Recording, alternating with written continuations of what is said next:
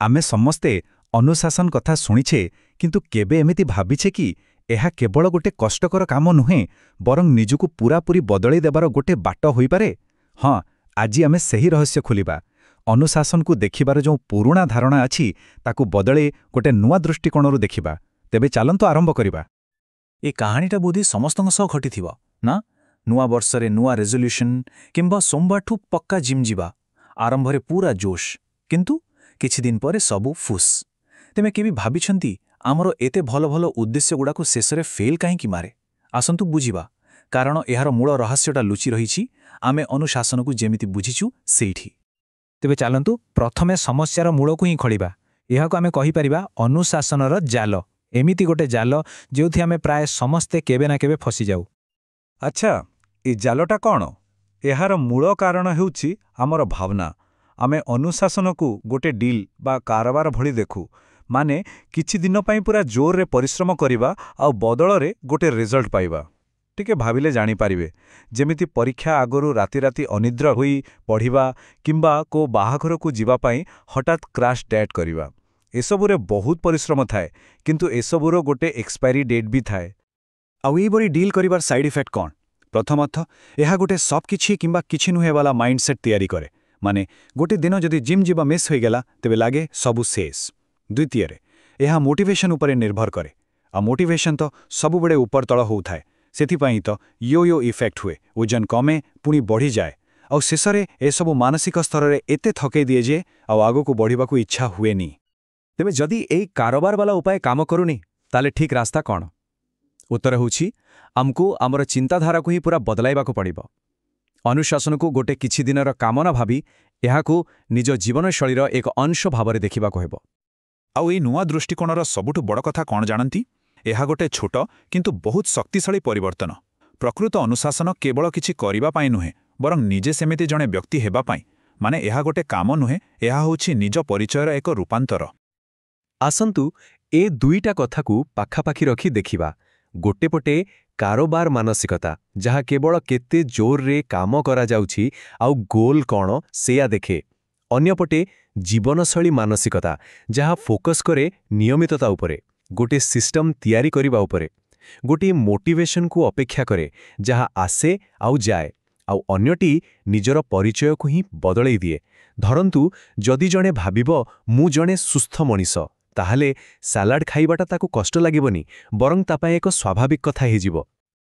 आउ मजार कथा हेउछि एई जो परिचय बदलिबार कथा आमे कहुछे सेईटा किछि बड़ बड़ कामरु आसेनी? बिल्कुल नुहे।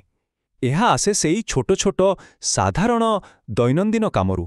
जेमिति कि सबुदिन सकाळ मात्र 15 मिनिट आगरु उठिबा, निज बिछणाटाकू सजाड़िबा किंबा रातिरे सोइबा आगरु मात्र 10 पेज बही पढ़िबा। एई छोटिया कामगुड़िक ही प्रकृत अनुशासनर मूलदुआ। एहा उपरे ही परिवर्तनर बड़ घरटा तैयारी हुए। अच्छा, ए दुईटा चिंताधारा भितरे थिबा फरक को आहुरी भल भाबरे बुझिबा पई चलंतु गोटे बढ़िया उदाहरण नेबा। कल्पना करंतु जणे व्यवसायी आउ जणे मालिको। भाबंतु तो जीए सेई कारोबार वाला मानसिकता रखे से जणे स्टॉक मार्केटर ट्रेडर भली। से गोटिए रातिरे बड़ लाभ पाई सब रिस्क नहीं जाए। एतेरे जितिबा हारिबा ठीक न थाए। किंतु जीए जीवन शैली को अपनाए से जाने धैर्यवान माली परी। से जाने गछ को टाणिले से बड़ हेबनी। सेथिपाई से प्रतिदिन टिके टिके पानी दिए, खत दिए, जत्न निए आ प्रक्रिया उपरे भरोसा रखे।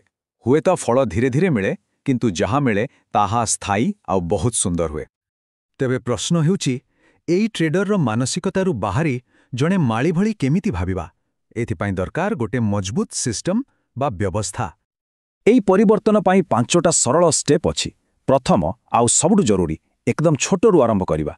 एते छोट जे फेल हेबार चांस नथिबो।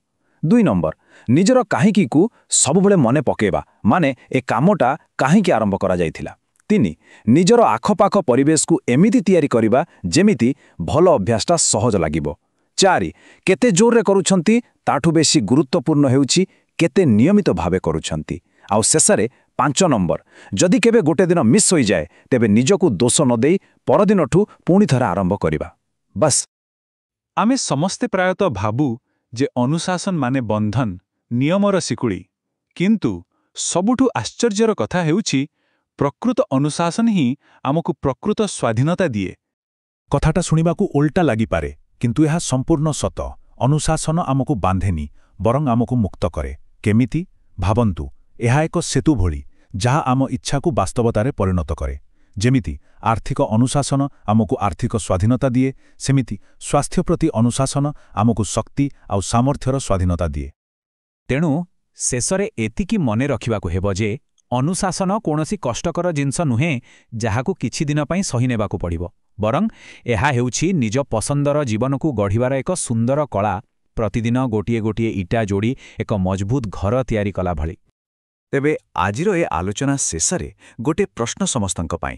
ନିଜ ଭବିଷ୍ୟତର ସେ ସୁନ୍ଦର ଘର ପାଇଁ ଆଜି କେଉଁ ଗୋଟିଏ ଛୋଟ କିନ୍ତୁ ଜରୁରୀ ଇଟାଟି ରଖାଯାଇପାରେ? ଏହା ଉପରେ ଟିକେ ଭାବିବାର ଅଛି, ନୁହେଁ କି? ଆଜି ପାଇଁ ଏତିକି। ଧନ୍ୟବାଦ। Thanks for watching Odia Stock Pathasala. Don't forget to like, share and subscribe. Your journey to financial freedom starts here.